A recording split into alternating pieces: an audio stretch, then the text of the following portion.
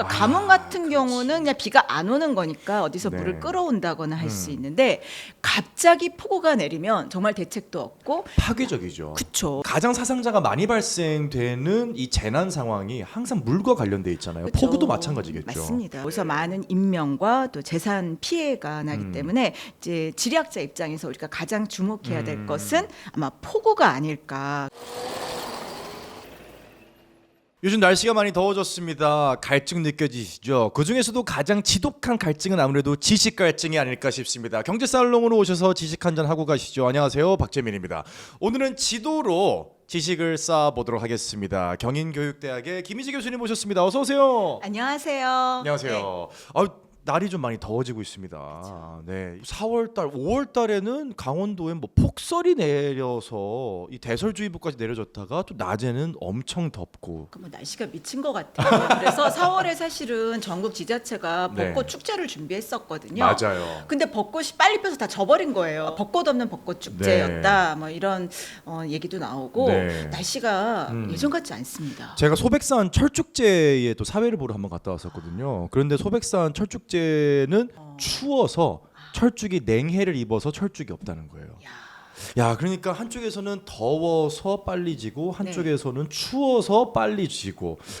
그래서 오늘 저희가 이야기를 나눠볼 주제는 바로 지구촌의 기상 이변입니다. 지구촌 전체가 인간이라면 누구 하나 빼놓지 않고 이러한 기상 위기, 이 기후 위기를 겪고 있습니다. 지리학자의 관점에서 가장 좀 눈에 띄는 기후 위기는 어떤 부분들이 있을까요? 일단 기후에 기온과 강수가 있습니다. 그렇죠. 그래서 너무 덥고 또 너는 추운 것도 문제인데 네. 사실은 가장 위험한 것은 물입니다.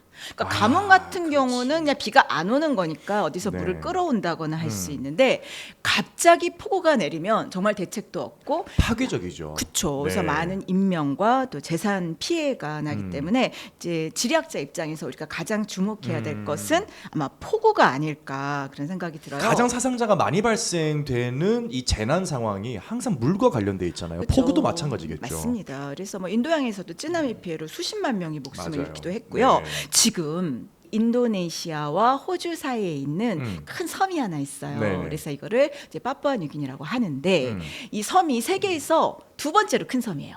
아, 그렇군요. 예, 그래서 이 왼쪽 편은 인도네시아고 네. 이 오른쪽은 독립국인 파푸아뉴기니인데요. 네. 바로 여기에서 지금 엄청난 산사태가 난 겁니다. 아, 그렇군요. 네, 그러니까 지금은 사실은 건기라서 비가 오지 않아야 되는데 네. 또 기록적인 폭우를 기록하면서 산이 무너져 내리면서 아하. 지금 2,000명이 매몰되는 네. 그런 참사가 일어나서 지금 많은 사람들이 지금 안타까워하고 있거든요. 네, 네. 지난 5월 24일이었는데요. 이 파푸아뉴기니 서북부 엥가주에서 이 산사태가 발생한 거예요. 네. 아마 지금 거의 3일이 지났는데도 구조되는 사람들이 거의 없기 때문에 아마 이들이 다 피해를 입은 거 아닌가. 근데 이게 새벽 3시에 일어난 거예요. 그러니까 대피할 수도 없고 자면서 이 산사태를 그냥 당해서 매몰된 이런 상황인 거예요. 그러니까 이 산 부근에 네. 기거를 하고 있던 주택들이 다 휩쓸려 갔군요. 그쵸. 아, 그러면서 사실 우리나라에서는 산사태가 일어났다라고 했을 때 사상자가 이게 대규모 사상자가 나오는 경우가 흔하지는 않은데 2,000명이 매몰됐다라고 하면 이건 엄청난 피해네요. 그렇죠. 엄청난 이제 흙탕물이 이제 아이고. 마을을 덮친 건데요. 네. 여기에 또 교통 수단도 좋지가 않은 거예요. 네. 그런데다가 도로가 또 막히니까 네. 뭐 이런 호주나 뉴질랜드나 전 세계에서 구조대를 보내고 싶어도 이 인프라가 지금 네. 열악한 상황이라 네네. 또 구조가 어려워요. 이렇게 곡괭이와 삽으로 막 이렇게 네. 땅을 파는 그리고 막 슬퍼하는 그런 주민들의 모습을 보니까 더 가슴도 아프고 이 원인을 지금 어떻게 파악을 하고 있나요? 산사태의 원인을. 이 지역이 원래 나무가 많은 지역이었어요. 그래서 이 나무가 없나요? 근데 지금 너무 사람들이 살기가 어려우니까 어. 나무를 베어서 벌초로 했구나. 네 그렇기도 하고 그래서 이제 민둥산이 되어가니까 특히 네. 이 산사태에 더 취약한 거고요. 그리고 여기가 금, 은, 알루미늄, 광산이에요. 구리 뭐 이런 광산이 많다 보니까 아이고야. 사실은 이 채굴을 하는 과정에서 네. 산림을 파괴하고 이 산이 없어지는 거잖아요. 그렇죠. 구멍이 계속 뚫리다 보면 아무래도 네. 이 지반이 약해지게 되죠. 네, 그래서 이 지역의 피해를 더 가중시켰다라는 이야기도 합니다. 사실 또 그 반대편이죠. 브라질에서도 엄청난 폭우로 이재민들이 많이 발생했어요. 예, 맞습니다. 그래서 브라질의 이 남부에 하우그란디드 술이라는 주인데요. 네. 아마 처음 들어보셨을 거예요. 저도 지리학자지만 여기는 제 들어본 적이 없는 네, 그런 네. 주인데요. 여기가 브라질에서 많은 쌀을 생산하는 그런 식량 창고 역할을 하는 곳이에요. 브라질에서도 쌀이 나오는군요. 그렇죠. 어. 이 브라질이요 대륙의 동부에 있지 않습니까? 그러니까 서부는 약간 서한해양성 기후라고 해서 네. 이렇게 강수량의 차이가 별로 없는데 모든 대륙의 동쪽 지역은 우리나라처럼 이런 계절에 따라서 강수량의 변화가 커요. 그렇군요. 그러니까 쌀을 재배할 수 있는 거거든요. 그렇군요. 그래서 옥천지대군요. 네, 그런데 여기에 엄청난 또 폭우가 일주일간 내려서 아이고야. 이쪽 지역은 지금 거의 무정부 상태다라고 할 정도로 아, 그 정도예요? 굉장히 심각한 네. 이 홍수 피해가 나고 있고요. 파이낸셜 타임즈에 의하면 추산된 재산 피해만 약 1조 3,400억 원. 근데 이게 점점 또 늘어나고 있는 겁니다. 늘어날 수밖에 없겠죠. 네, 그리고 사망자도 100명이 넘고 아이고. 실종자도 거의 200명, 이재민은 거의 20만 명, 30만 명에 달할 거라고 하니까요. 지금 브라질은 이 남쪽 지역의 홍수로 인해서 여러 어려움들이 가중되고 있고 뭐 콩이라든지 쌀이라든지 이런 식량 수급에도 전 세계적인 영향을 미칠 것으로 전망하고 있습니다. 기후 위기가 한 네. 지역을 괴롭히게 되면 이 영향이 국지적으로만 있는 게 아니라 전 세계적으로 뻗어나갈 수밖에 없는, 특히나 브라질처럼 이 식량을 수출하는 지역이다 보니까 더 그런 것 같은데 지금 네. 저희가 뭐 조사한 바에 따르면 네, 이 과이바강의 수위가 네. 홍수 제한 기준이 3m인데 네. 5m를 훌쩍 넘었다라고 그러니까 2m를 나오네요. 훨씬 넘은 거예요. 네, 그러니까 네. 제한 기준의 2m를 넘겨버렸으면 5m가 올라가면 사실상 2층 건물도 네. 뭐 먹을 수 있는, 잡아먹을 수 있는 정도의 수위인데, 그래서 저희가 사실 뉴스를 통해서 이 도심 한복판에서 배를 타고 다니고 네. 모든 것들이 침수되어 있는 이런 영상들도 아마 뉴스를 통해서 보셨을 텐데 네. 참 가슴이 아픕니다. 여기다가 이렇게 수해를 입게 되면 전염병의 창궐도 문제잖아요. 맞습니다. 이렇게 수인성 전염병들이 확산되고 있는데요. 특히 이 지역은 이제 댕기열이라고 해서 네. 생명을 위협하는 그런 전염병인데요.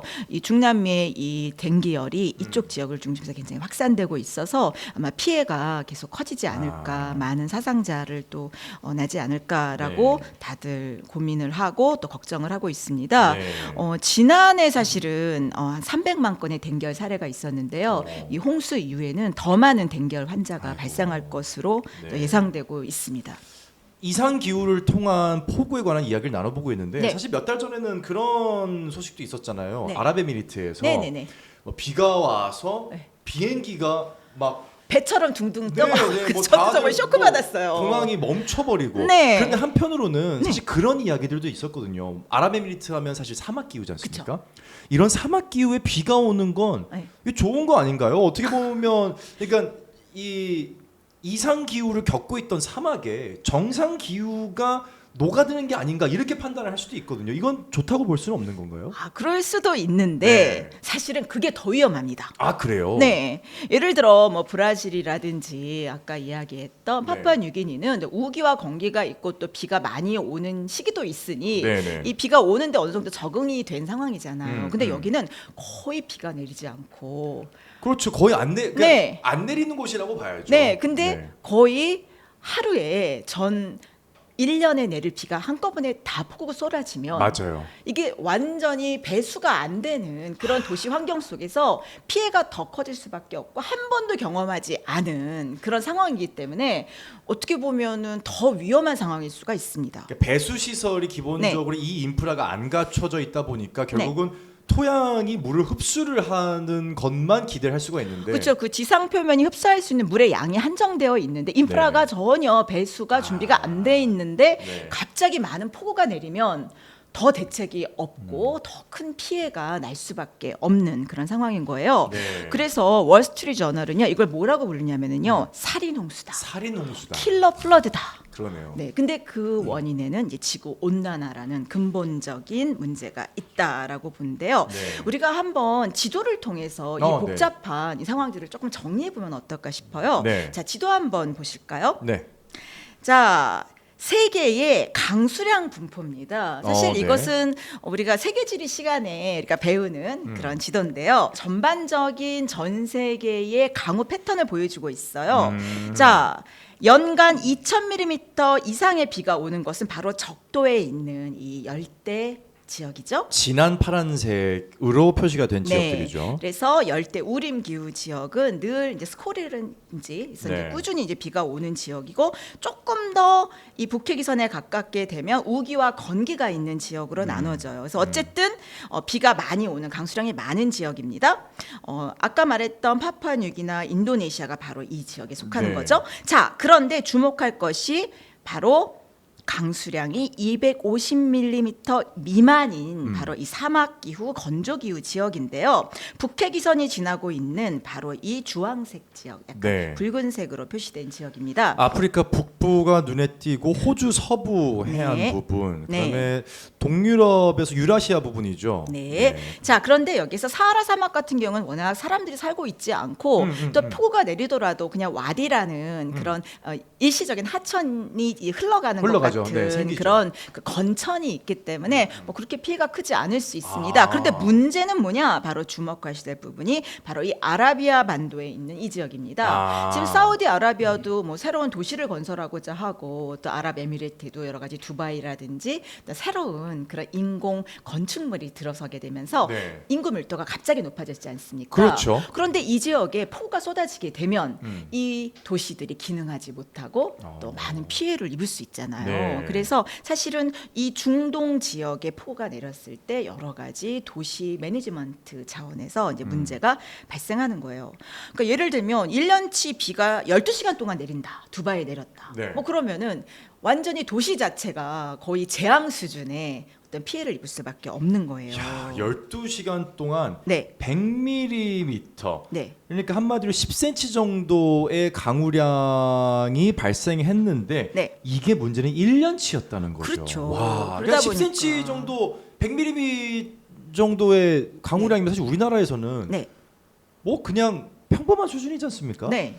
야, 하지만 이게 전혀 다른 기후에서는 치명적일 수가 있군요. 그래서 실제로요 두바이 공항이 멈췄습니다. 네, 그러니까 네. 두바이가 유럽과 아시아를 연결하는 허브 공항이잖아요. 네. 그런데 이 공항이 기능하지 못하고 또 아이고. 도로가 침수되고 아이고야. 그러니까 이 두바이에 사는 사람들 입장에선 이거는 정말 상상할 수 없는 재앙인 재앙이죠, 거예요. 재앙. 예. 아. 그렇기 때문에 오히려 이 건조기후 지역에서는 어떻게 이 도시의 물 관리를 해야 되는가에 대한 고민이 깊어질 수밖에 없습니다. 그러게요. 이날이었죠. 이 네. 인근 국가인 오만과 이란 남동부 지역에서도 이례적으로 많은 비가 내렸고요. 며칠째 비가 이어지고 있는 오만에서는 홍수로 네. 지금까지도 최소 20명 가까이 그렇죠. 목숨을 잃었다고 오만 국가재난관리위원회가 이날 밝혔습니다. 기후 위기, 네. 사실 우리나라도 예외는 아니잖아요. 뭐 그렇죠. 강남역이 침수가 네. 되고 광화문도 광화- 2022년에 네. 기록적인 폭우로 인해서 침수됐잖아요. 그래서 사실 이제 이 서울시가 그 전에 좀 중단이 되었던 네. 그 빗물을 저장. 보관할 수 있는, 네네. 네, 저장할 수 있는 이러한 시설도 이제 다시 오세훈 시장이 좀 확충을 하기 시작하고 네. 이제 기후 위기가 더 이상 미룰 수 있는 일이 아니다. 당장 해결을 해야 된다. 네. 그래서 배수 시설 확충 혹은 네. 뭐 이런 저장 시설 확충 이런 데 좀 신경을 많이 쓰고 있죠, 우리도. 그렇습니다. 그래서 그 양천구에 가면 맞아요. 이런 빗물을 저장하는 거대한 저장고가 있죠. 네, 저장고가 있어요. 그래서 그걸 만든 이후에는 이 항상 침수되던 이 양천구 네. 지역에서 이 재해가 발생하지 않고 그랬거든요. 음. 그래서 지금 환경부에서 지금 앞장서서 네. 바로 이러한 홍수를 예방할 수 있는 그런 시설을 늘리는데 굉장히 앞장서고 있어요. 그래서 알자지라에서 네. 기자를 파견해서 도대체 한국이 어떻게 물 관리를 하고 있는지 궁금하다. 네, 우리 네. 이거 수입하면 안 되냐 이 인프라를 그래요? 구축하는 기술이라든지 네, 이런 네. 치수와 관련된 그런 모델을 우리도 좀 배우고 싶다. 이렇게 찾아왔다고 하니까 이게 어떻게 보면은 우리가 어떤 녹색 기술을 수출할 수 있는 또 그런 기회가 될 수도 있겠다. 그런 생각이 들어요. 그리고 사실 알고 보면은요, 우리나라가 이 치수에 굉장히 강하고 재해를 예방할 수 있는 이 폭우를 예방할 수 있는 그런 인프라와 또 노하우가 축적된 나라일 수 있습니다. 아 그래요? 네. 사실 생각해 보면 네. 예전에 뭐 치국이라든지 네네네. 이런 기상을 예측할 수 있는 발명품들을 우리나라가 굉장히 오랫동안 과학기술하면 또 조선 아니었습니까? 5월 19일이 발명의 날이에요. 아 그래요? 근데 네. 그게 뭘 발명한 날로 이게 우리가 기념하는 줄 아세요? 해시계? 시계 아니에요. 치국이는 치국이에요. 치국이에요? 치국이. 아 그래요? 사실은 세계적으로 볼 때 이 네. 치국이 발명이 사실은 엄청난 과학적 성취예요. 그 정도는 그래서 이게 이제 세종 때 네. 이 치국이가 그렇죠. 예, 만들어지고 이탈리아보다 200년이 앞선 거예요. 와 우리는 네.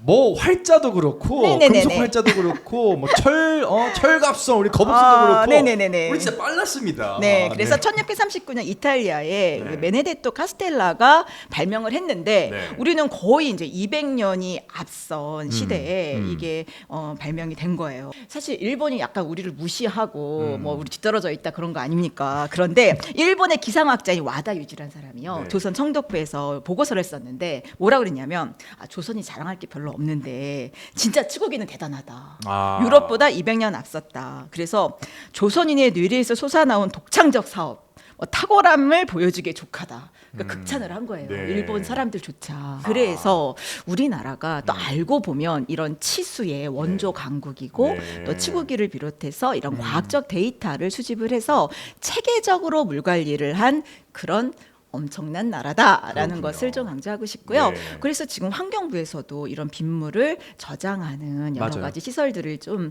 많이 늘리고 있고 또 이런 그린 테크놀로지를 네. 전 세계에 수출하기 위한 그런 여러 가지 밑작업들을 하고 있거든요. 맞아요. 그래서 전 세계적으로 이렇게 폭우와 또 침수 피해가 있는 지역을 지도에서 잘 찾아보고 그 지역에 우리의 이런 치수 기술을 전파하고 수출하는 것도 네. 저는 또 다른 우리가 세계에 기여할 수 있는 측면이 아닐까. 그래서 좀 환경부에서 이런 부분에 많은 신경을 쓰고 있습니다. 네. 사실 이 빗물이 굉장히 각광을 받고 있는 시기가 됐죠. 네. 가정에서도 빗물을 저장하는 시설들이 점차 뭐 이렇게 주목을 받고 있고 네. 이제 상수와 하수의 중간 단계잖아요. 중수잖아요. 네네, 이 중수를 빗물로 좀 활용을 한다. 이런 정책들에 관한 이야기도 계속 나오고 있는 상황인데 결국은 지리도 네. 이러한 기후와 네. 아주 밀접하잖아요. 뭐 오, 기상학과는 기본이에요. 아니지만 네. 거의 이제 같이 가는 학문이잖아요. 그러니까 이제 기상학이랑 지리학의 차이는 뭐냐면 이제 기상학은 과학적인 데이터를 가지고 뭐 네. 예상을 한다든지 원인을 생각하는 그런 학문이라면 네. 지리는 그러한 것들이 인간 생활과 또 경제 그렇지. 생활에 네. 어떤 영향을 영향을 주냐, 끼치는지. 네. 또 어떻게 서로 연결되어 있냐, 이제 이런 것들을 연구하는 학문이라고 할 수 있고요. 네. 특히 이런 모든 것들을 지도에 표시하게 되면 어. 또 원인도 우리가 생각하고 그렇죠. 또 이것을 어떻게 대비하고 또 네. 산업화할 수 있는지에 대한 아이디어도 얻을 수 네. 있는 겁니다. 이 기상학은 좀 더 예측이라면 이 지리학은 그러한 과거의 어떤 패턴들을 가지고 기록을 한 다음에 인간 사회에 끼치는 영향을 좀 분석하는 학문이라고 볼 수가 그렇죠. 있을 텐데. 특히 경제에 큰 영향을 끼치기 네. 때문에 이제 그런 것들의 연관 관계를 파악하고 또 어떻게 이것들이 관련되어 있는지에 대한 아이디어를 줄 수 있는 네. 그런 학문이라고 할 수 있어요. 그렇다면 네. 우리가 어쨌거나 이 기후에서 인간이 자유로울 수가 없잖아요. 그렇죠. 그렇다면 올 하반기의 전망, 이 네. 기온과 강수량이 계속해서 뭐 엘니뇨다, 라니냐다 전망이 좀 나오고 있는데 네. 한번 정리를 좀 해주실 수 있을까요? 자, 일단 올 여름에 네. 이 동아시아 지역을 비롯해서 동남아에 폭우가 내릴 확률이 굉장히 높다. 높다라는 네. 그래서 우리가 이 재해 대책이 좀 시급하다라고 볼 수 있어요. 네. 자, 일단 한번 지도 한번 보실까요? 네. 자, 올해 하반기 강수량 전망을 지도에 표시한 건데요. 갈색으로 칠해진 부분은 가뭄이 예상되는 지역이다. 아하, 넓네요, 되게. 네, 그래서 여기 보면 중남미나 미국의 이 남서부 지역, 곡창지대에 해당하는 지역이 갈색으로 표시되고 있는 걸 보실 수 그러네요. 있습니다. 지금 남미의 거의 대부분이 가뭄인데 네. 올해는 작황이 별로 안 좋겠군요. 그리고 미국의 그레이트 플레인즈에서 네. 뭐 옥수수 벨트도 있고 그렇죠. 또 밀도 많이 재배되잖아요. 맞아요. 네. 또 콩도 재배되고요. 네. 그러니까 이제 그런 식량 가격이 상승할 확률이 굉장히 높은 거고요. 네, 네. 또 반면 우리나라와 또 동남아시아 지역은 푸른색으로 표시되고 있잖아요. 네, 네. 그래서 굉장히 비가 많이 올 확률이 높다라고 이야기를 하고 있어요. 미국 국립해양대기청이라는 곳이 이제 네. 그 기후 예보를 하는데 네. 특히 라니냐 발생 확률이 연말로 갈수록 점점 높아져서 4분기에 아마 86%의 확률로 이 라니냐가 발생할 것이다라고 하는데요. 네. 자, 이거 이제 복잡하잖아요. 뭐 네. 엘니뇨, 라니냐. 그래서 지도를 보시면 이해가 금방 되십니다. 네네. 자, 한번 지도 한번 보실까요? 네. 자, 라니냐가 뭐냐? 이게 사실 꼬마 여자 아이를 일컫는 스페인어예요. 에스파뇰. 근데 네. 라니냐라는 것은 이 동태평양, 그러니까 이 남미의 서부 해안 쪽에 대해 해수면이 온도가 내려가는 상황입니다. 네. 자, 그러니까 상승 기류가 발생하지 않고 여기에 고기압이 형성되면서 비가 내리지 않는. 그렇죠. 자, 바닷물이 평소보다 차가우니까 이게 올라가질 않는 거잖아요. 대류 그쵸. 현상이 안 일어나고 네. 이게 결국은 증발을 안 하니까 고기압이 형성이 되고. 구름이 형성이 안 되고 네네. 쨍쨍 맑은 날씨가 쨍쨍 되는 맑은 거죠. 날씨가. 그게 바로 고기압 날씨입니다. 네. 네. 그러니까 대륙성 저기압하면 막 뜨겁고 비가 막 네, 내려야 네, 네, 되는데 네. 그렇지 못하는 거잖아요. 네. 지금. 그러다 보니 이 동태평양의 해수면 온도가 평년 대비 0.5도 이하인 경우에 차이가 이게 크네. 5개월 이상 지속이 되면 비가 안 오는 거예요. 0.5도씩이나 낮은데 그게 네. 5개월 이상 지속이 된다. 네네네. 와. 그러다 보니까 미국 중서부나 남미 지역에 가뭄이 계속되고 가뭄이 작황이 안 좋을 수밖에 없는 겁니다. 비가 안 오니까. 네. 비구름이 형성이 안 되니까. 그렇죠. 근데 여기는 이제 가뭄에 시달리는데 네. 반대로 호주나 파푸아 뉴기니나 동남아나 우리나라나 중국은 또 비가 엄청 오는 겁니다. 네, 그렇죠. 자, 이렇게 극단적인 기후 현상이 나타나게 되니까 또 여기는 여기대로 또 식량 생산이 또 어려운 거죠. 네, 네. 자, 이러면 전 세계적으로 이 식량 가격이 올라갈 수밖에 없고 또 여러 가지 연쇄적인 효과가 나타날 수밖에 없는 거예요. 네. 그러니까 예를 들면 라니냐가 발생하면은 이제 중국 남부도 곡창지대잖아요. 그렇죠. 그러면은 작황이 안 좋아지는 거예요. 음. 그리고 전반적으로 옥수수나 밀콩 같은 그런 뭐 3대 4대 작물이 가격이 높아지면서 또 사료 가격도 상승하게 네. 되고 또 그러면 소고기 가격이 오르고 이게 연쇄적인 그런 효과가 나타나는 거예요. 그래서 저희가 뭐 이런 농산물과 관련된 주식시장의 흐름은 저희가 또 염승원 이사님과 함께 주주클럽에서 한번 다뤘었거든요. 아, 그러세요? 네, 혹시 궁금하신 분들은 네, 그 편 보시기 바라겠습니다. 지금 밑에 나가고 있죠. 네. 자, 어쨌거나 이제는 기후 위기가 네. 우리의 실물 경제에 영향을 주고 우리의 경제뿐만 아니라 우리의 주거권, 맞습니다. 건강권, 기본적인 인권에까지 영향을 주고 있다는 생각을 지울 수가 없습니다. 네. 어떻게 보면 인간이라면 지구에 살고 있는 모든 생명체라면 이 기후 위기에 대응을 해야 되고 그리고 이 원인을 파악을 해서 결국은 다시 기후가 전으로 돌아갈 수 있게 빠르게 대처를 해야 될 것 같은데 네. 지리학자로서 네. 이상 기후 위기에 대응할 수 있는 대응해야만 하는 어떤 좀 제언이나 조언을 저희 구독자분들에게 해주신다면요. 사실 우리도 이제 치구기를 전 세계 최초로 개발한 나라이기도 하잖아요. 그렇죠. 근데 우리나라와 더불어서 사실 일본도 이런 여러 가지 이 침수 피해를 막기 위한 이 인프라가 굉장히 발달된 나라예요. 네. 그래서 어떻게 우리와 일본이 사실 경쟁 관계이기도 한데요. 예를 들면은 우리가 이제 양천구에 배수 시설을 만들고 빗물 터널을 구축했다면 네. 일본도 역시 이 배수를 위한 대형 콘크리트 구조물을 만드는데 굉장히 앞서 있는 나라거든요. 그래요? 그래서 이거를 그레이 인프라라고 해요. 네. 그래서 이제 도쿄에 가면 거대한 지하 신전이 있다. 뭐 이런 말을 할 정도로 어허. 뉴욕의 자유의 여신상이라든지 뭐 이런 게 들어갈 수 있을 정도로 아주 큰 와. 지하 시설이 있어요. 네, 근데 이거를 네. 들어가 사진도 못 찍게요.